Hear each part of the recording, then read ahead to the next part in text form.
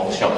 Kita memiliki workshop, ada beberapa workshop yang kita miliki, ada di Palmerah, ada di Cikarang, dan terakhir di Tasikmalaya. Khusus di Tasikmalaya kita memang sudah buat tempat khusus buat garment kita, ya semacam kayak little pabrik lah. Jadi nggak terlalu banyak, masing-masing menampung sekitar 40 sampai 50 penjahit.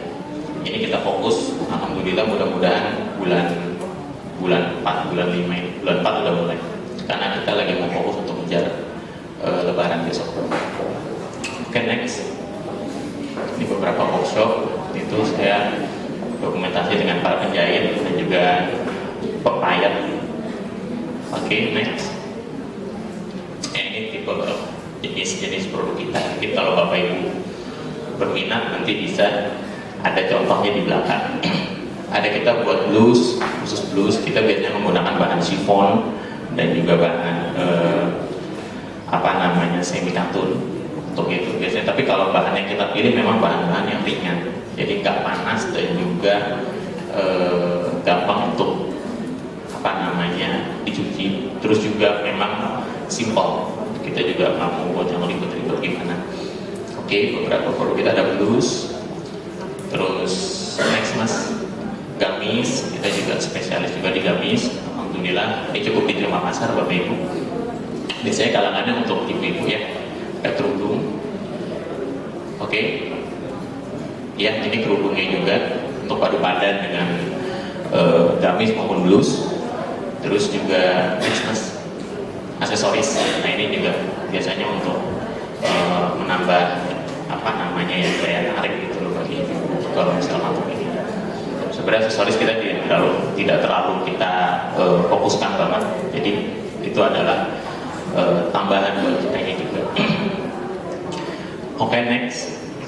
Nah ini legalitas dalam mengelola izin multi level, kita juga harus memiliki legalitas. Salah satunya adalah surat izin penjualan langsung. Jadi ini dikeluarkan oleh BKPM dan juga Departemen Perdagangan. Kita langsung survei, mereka survei, kita presentasi dan lain sebagainya untuk proses program. Jadi supaya kita kan ada, kalau Bapak Ibu tahu kan ada perbedaan antara multi level dan juga money game ya. Kalau money game itu dia nggak punya produk, tapi dia hanya jual sistem multi level yang mungkin karena ada tahu yang kasus di Banten itu yang ada orang investasi sampai 6 sampai 7 triliun, nah itu udah money game. Jadi dia sama sekali nggak ada produknya. Kalau kita harus semua perusahaan multi level harus memiliki CPL dan terdaftar di Asosiasi Penjualan Langsung Indonesia. Oke. Next, ya misalnya mungkin syarat perusahaan seperti biasa ada surat pengesahan dari Dekumkam dan juga TDP. Oke, next. Ya, mungkin sekilas ya, Mas. Nanti kalau misalkan ada pertanyaan dan lain sebagainya, mungkin langsung bisa disampaikan. Next, Mas. Baik, terima kasih ya, Mas Ikam. Diri applause sekali lagi yang meriah. Jadi memang saya pikir di dalam strategi bisnis itu yang pertama adalah segmen pasar. Nah, segmen pasar ini adalah sangat penting. Kira-kira segmen mana yang harus kita bidik gitu. Yang kedua adalah kualitas dari produk. Nah, kualitas produk ini juga sangat mendukung kegiatan usaha yang kita jalankan. Yang ketiga adalah harga. Nah, harga ini juga harus bersaing dengan produk-produk yang lain. Kemudian yang keempat adalah bagaimana ketepatan waktu dalam sistem pengiriman. Ya, saya pikir itu adalah salah satu strategi bisnis yang nanti juga bisa diterapkan dalam usaha Bapak Ibu sekalian. Saya kira kita langsung aja ya Mas ya. Kita buka sesi pertanyaan untuk langsung ya. Ya baik. Jadi nanti sesi pertanyaannya kita gabung saja. Jadi kita langsung aja untuk narasumber yang kedua, yaitu Mas Edo. Ini adalah salah satu usaha sepatu ya. Nama usahanya sepatu Adekrit ya, dimana ini adalah merupakan pengusaha muda, dimana awalnya ini tanpa modal uang. Nah ini saya juga penasaran juga. Nah mari kita gali bersama-sama gimana awalnya ya. Silahkan, saya persilahkan untuk Mas Edo untuk maju ke depan. Silahkan presentasikan pesannya. Bismillahirrahmanirrahim. Kalau Bapak Kevin kedengeran nggak? Kedengeran ya? Kedengeran nggak? Pakai aja, kedengeran. Saya suka berhenti kalau pakai mic. Assalamualaikum warahmatullahi wabarakatuh semuanya. Pertama-tama saya ingin mengucapkan terima kasih kepada UKM UI yang berkenan untuk mengundang kami finalis Wirausaha Muda Mandiri 2012. Terima kasih kepada Bu Mira, Bu Hilda dan tim UKM UI. Pada kesempatan kali ini saya disodorkan untuk mempresentasikan sebuah bahan, yaitu membangun bisnis tanpa modal uang. Apa nggak kegedean suara saya? Oke ya? Terus saya? Gimana? Oh iya. Oke, Jarak mic-nya tolong diangkat jawab ya. begitu Bu, kalau nggak punya uang kita harus banyak bercanda. Kalau udah nggak punya uang nggak bercanda nggak bakal sukses.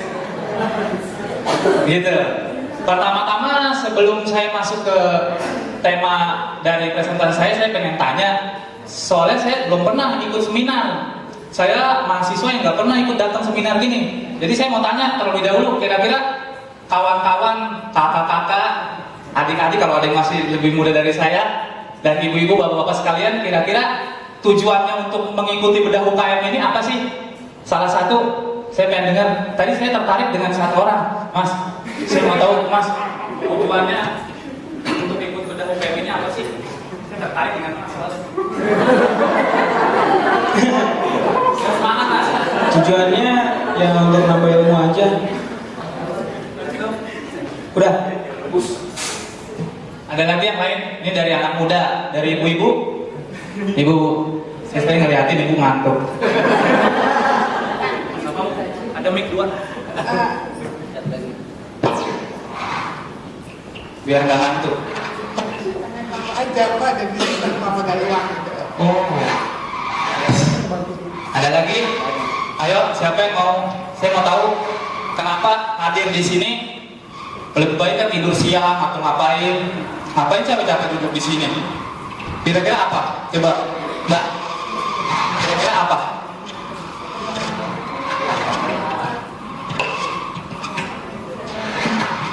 Cek. Cek. Cek. Tes.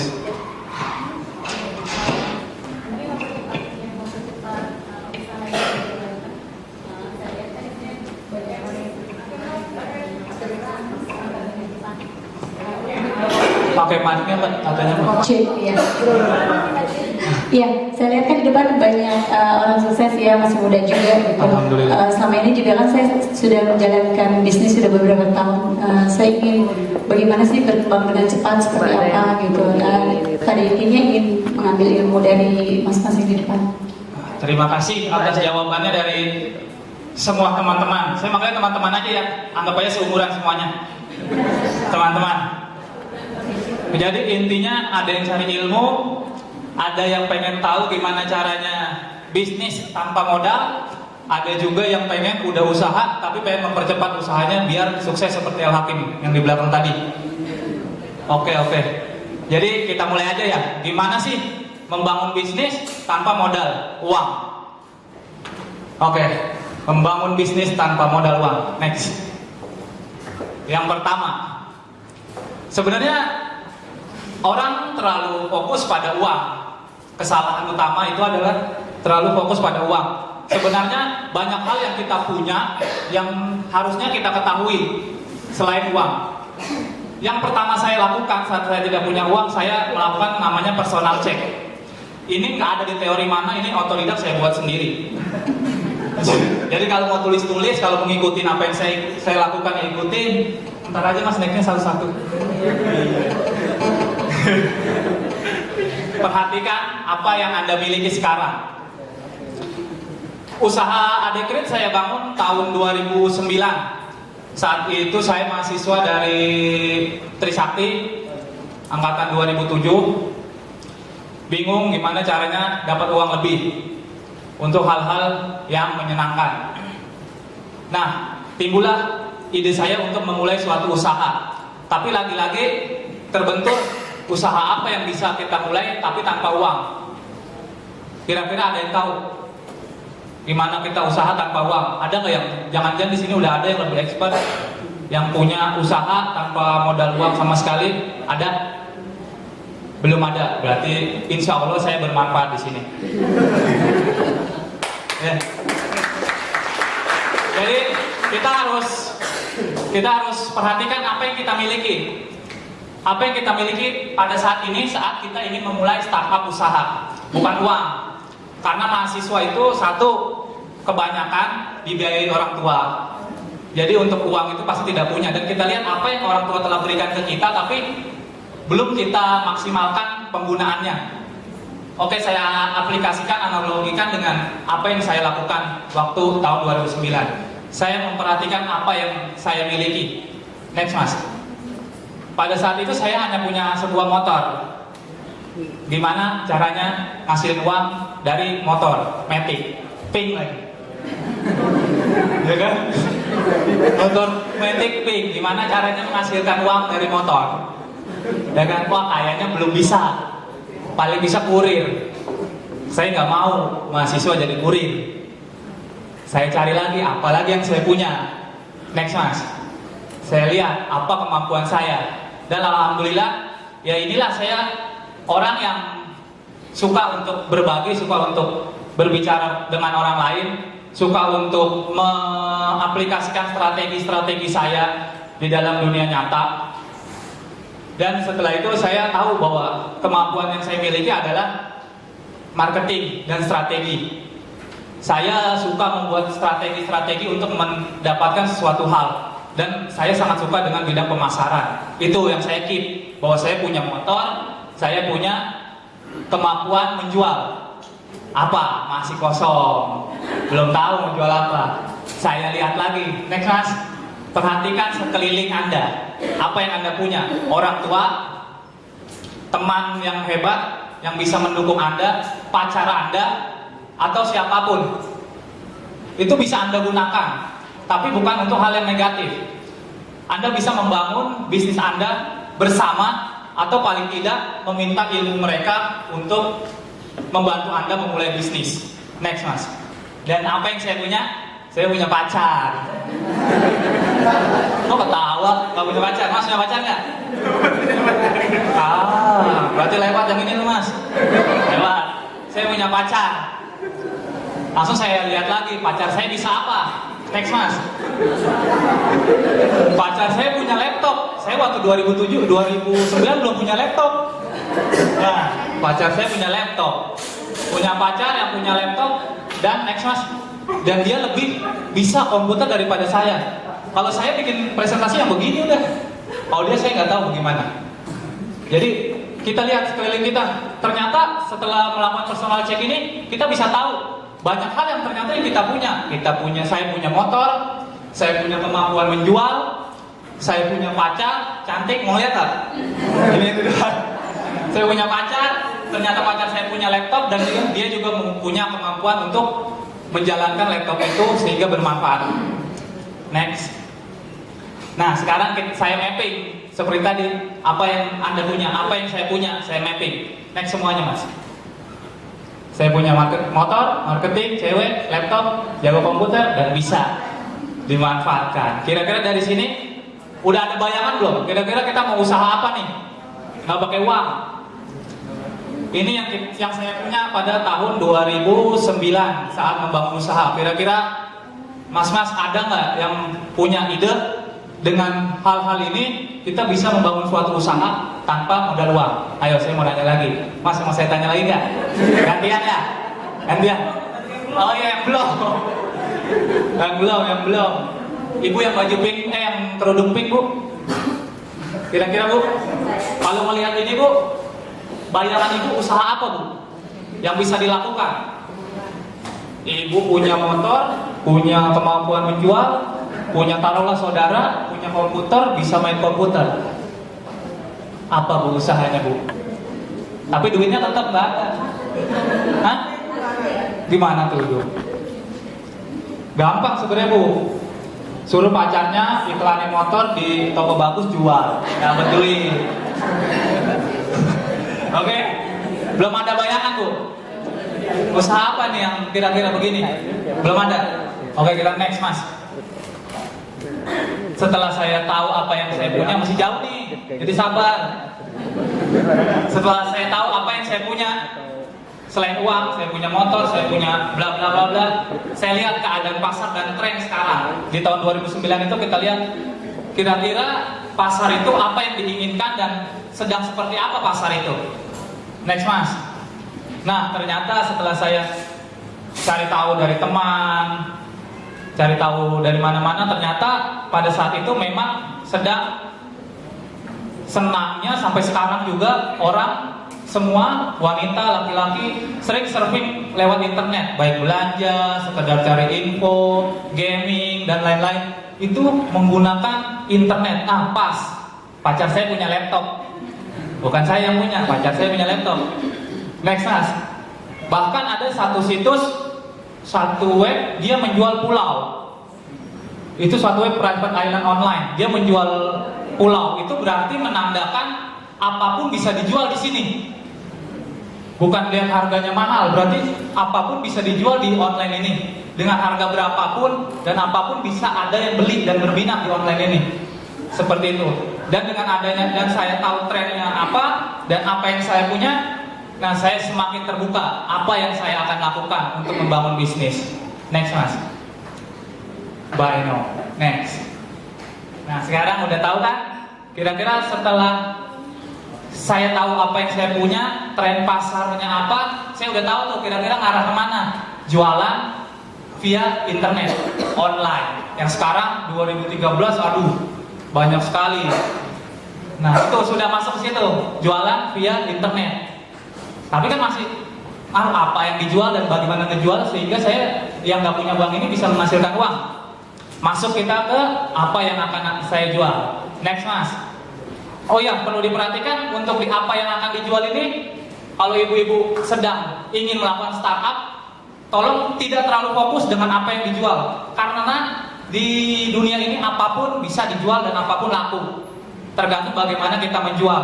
Jadi ini ibarat selingan aja. Ibu lihat kerudung banyak, udah jual kerudung aja. Jangan terlalu banyak berpikir lama untuk apa yang dijual di sini. Seperti itu. Seperti saya berpikir tas, saya akan menjual tas. Next, souvenir. Inilah pilihan-pilihan usaha saya yang waktu itu saya ingin jalankan. Souvenir. Next, baju. Next, sepatu. Next, jersey bola yang sekarang lagi ngetren. Nah, dari situ ambillah sedikit dan itu kita eliminasi satu-satu. Jangan terlalu lama untuk apa yang akan dijual. Beberapa menit lah untuk menentukan apa yang seharusnya kita jual. Nah, di sini saya mengeliminasi tas. Next, Mas. Tas saya eliminasi. Souvenir karena tergantung dari waktu. Next, baju juga sudah banyak. Jersey juga musiman. Dan akhirnya saya pilih waktu itu sepatu yang akan saya jual. Next, Mas. Sepatu yang akan saya jual. Nah, sudah selesai. Next. Apa yang selanjutnya kita lakukan? Cari. Sudah tahu apa yang kita punya, sudah tahu bagaimana kita menjual dengan internet, sudah tahu apa yang kita jual, dan selanjutnya yang terpenting kita cari supplier. Kita nggak punya duit, kita harus cari supplier. Dan di poin pertama, cari supplier tangan pertama. Gunanya apa? Anda bisa pinjam bengkelnya. Anda bisa melakukan pencitraan bahwa itu bengkel Anda di awal. Anda bisa bekerja sama dengan langsung tangan pertama. Selain harganya pasti yang paling murah, Anda bisa mengecek quality controlnya lebih mudah karena Anda bisa langsung datang ke tempatnya, pabriknya, dan lain-lain. Next, Mas. Yang kedua, sebelum Anda putuskan untuk bekerja sama, cari tahu sistem pembayarannya dan pastikan sistem pembayarannya boleh ngutang, Bu. Harus boleh ngutang. Kalau cash bisa juga, tapi yang saya sarankan cari sesuatu supplier yang boleh diutangin. Oke, next. Perhatikan kualitas hasil produksinya.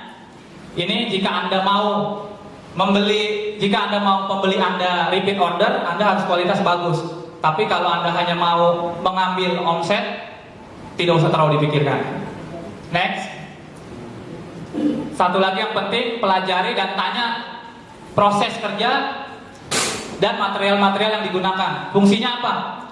Product knowledge. Product knowledge ini digunakan supaya saat kita berinteraksi dengan orang lain, customer yang akan membeli produk kita seolah-olah adalah orang yang punya. Jadi tidak seperti orang yang saat ditanya melenceng ke sini, saat tanya melenceng ke sini. Jadi kita harus pastikan bahwa produk knowledge tentang barang yang akan kita jual itu kita sudah punya. Tanya terus. Next, Mas.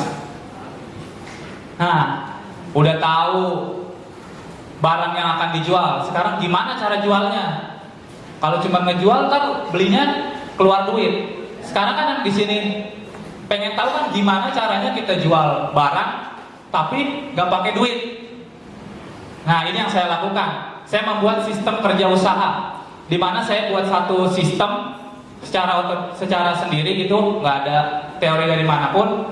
Saya membuat suatu sistem di mana saya harus meyakinkan orang lain untuk mau memberikan sejumlah uang terlebih dahulu untuk memproduksi barangnya dalam waktu tertentu, dan kemudian setelah jadi dia juga harus melunasi barangnya itu terlebih dahulu sebelum saya kirim.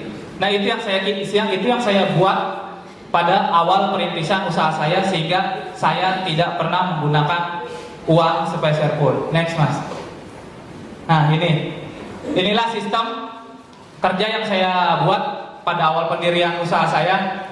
Bagaimana setelah saya tahu berjualan di online, kita harus tahu gimana caranya mendapatkan pembelinya. Dari online kita mendapatkan pembeli. Di sini aja deh. Mendapatkan pembeli antara seller saya Adekrit dan pembeli harus terjadi negosiasi sehingga saya bisa mendapatkan uang terlebih dahulu sebelum barang itu dikirim. Bayangkan, coba cari di mana dari poin-poin yang saya buat ini, cari di mana saya harus mengeluarkan duit sebelum saya punya duit. Kalau ada, tunjuk tangan. Cari dari poin-poin ini di mana saya harus mengeluarkan duit terlebih dahulu sebelum saya mendapatkan duit. Kalau ada, berarti sistem ini salah, tutup.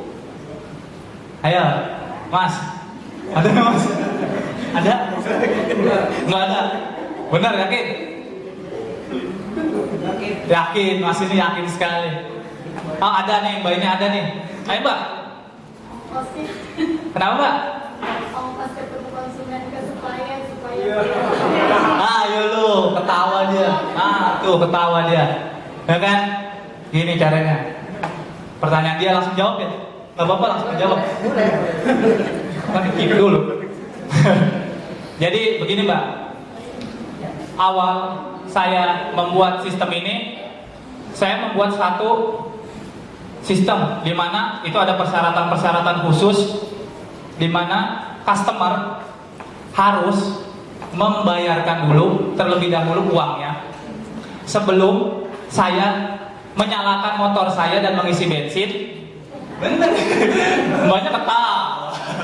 Sebelum saya menyalakan motor saya dan membeli bensin untuk saya pergi ke ini saat saya sudah jadi ya, saya sudah punya bengkel sendiri. Tapi di awal di nomor 2 ini adalah order ke pengrajin atau supplier pertama. Di nomor 2 ini saya datang setelah DP, taruhlah DP itu saya taruh cuma dapat satu pasang, taruhlah DP itu 100.000, bensin 5.000. Saya pakai buat isi bensin 5.000. Saya jalan sampai ke tempat pembeli, ke tukang sepatunya satu, saya DP 50.000, masih ada 45.000 operasional lanjutan. Oke, sampai di situ.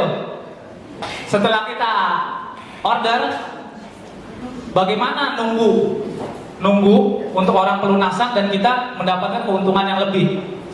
Ya kita hanya berputar-putar aja di sini. Kita beli ke orangnya, kita pulang tuh bensin 5.000 habis, kita cari pembeli lagi, kita muter lagi, sepatu sudah jadi kita infokan ke customer bahwa sepatu sudah jadi, kita kirim fotonya saja, kita tidak kirim barangnya karena dia belum bayar lunas. Kita kirim fotonya saja, lalu orang itu harus mau mentransfer lagi pelunasan. Saya isi bensin lagi 5.000, ambil sepatunya ke tukang. Ambil sepatunya ke tukang, kirim ke customer. Ayo, ada uang yang saya keluarkan sebelum saya mendapatkan uang? Bagaimana? Nah, itu bagus. Pertanyaan yang bagus. Bapak juga, Pak? Ada yang lain, Pak, selain pulsa internet? Apa, Pak? Iya, Pak. Iya, Pak.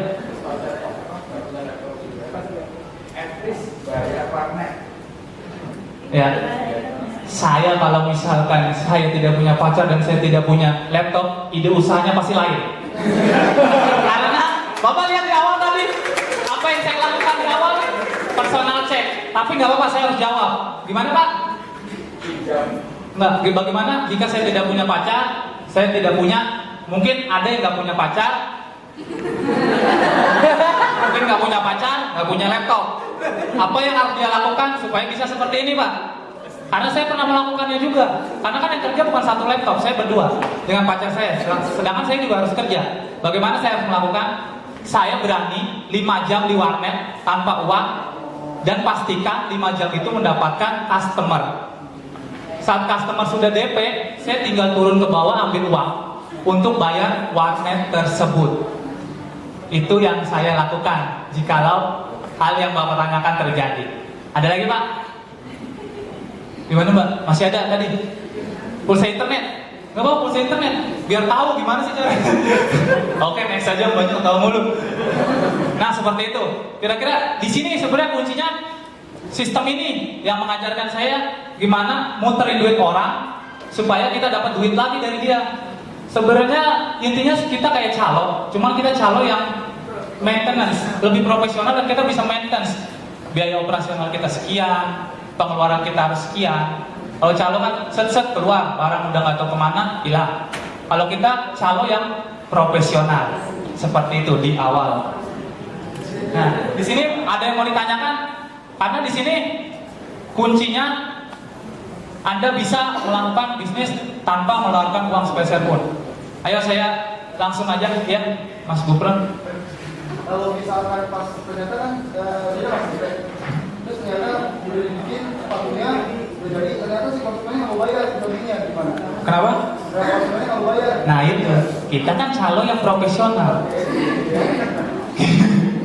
Jadi ngomong teknis, pertanyaan dia teknis soalnya tentang besaran biaya.